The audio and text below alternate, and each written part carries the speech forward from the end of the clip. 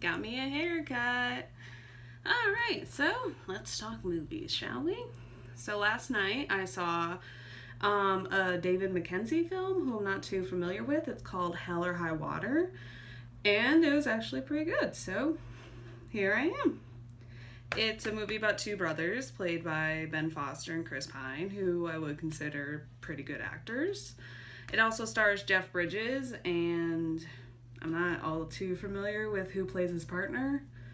Like, I know him, I just don't know his name. I'm sorry. He plays Mrs. White's dad in Unbreakable Kimmy Schmidt. And I would consider him very good in this movie, so I'm sorry I don't remember your name. His name's right here, probably. I'm sure I'll put it there later. Sorry. Anyway, so it's about two brothers, like I said, and they are bank robbers. They are trying to pay off a reverse mortgage on their mother's house. This is set in Texas, so the house is on oil, so they need that, you know? They can't lose that. That's going to be their livelihood. That's going to be Chris Pine's kid's livelihood. So they are bank robbing to pay off this reverse mortgage, but the trick is they're robbing the bank that gave them the mortgage. They're paying them off with their own money, which is a pretty clever idea, I guess. It's very, screw you. And this was actually a very good movie. I enjoyed it quite a bit. It did have certain slow moments during it, like in between the action. There were only like there were three bank robberies in this movie, but you know, sliced in between there was pretty good chemistry between the two brothers and, you know, Jeff Bridges and his partner, who, you know, the classic I'm like 1 year away from retirement, I live in Texas, Jeff Bridges. So, you know, I thought it was pretty good. It was a very simple plot, so I can't go too much into it, but, you know, it's basic. I thought the two lead actors had good chemistry. I did think they fell into cliches here and there, like Ben Foster kept calling Chris Pine, like, little brother.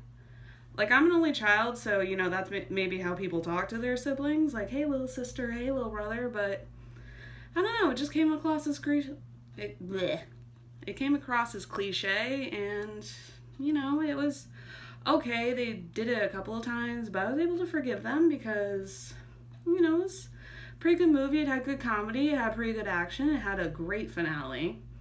It was, you know, the whole Ben Foster sacrificed himself so Chris Pine could have a good life. And, you know, if you're in the mood for kind of a somber bank robbery movie, Hell or High Waters is one you should see, you know, because it was pretty good. It was well performed. It had funny bits, and, you know, I'm not too familiar with David Mackenzie's work, but if this is what he does in all of his other movies, I'm to my watch list. So I'm giving Hell or High Water, I think a 7.5, because I did enjoy it, but it did fall into a few cliches, and certain scenes kind of dragged on, in my opinion, but all in all, it was a good movie.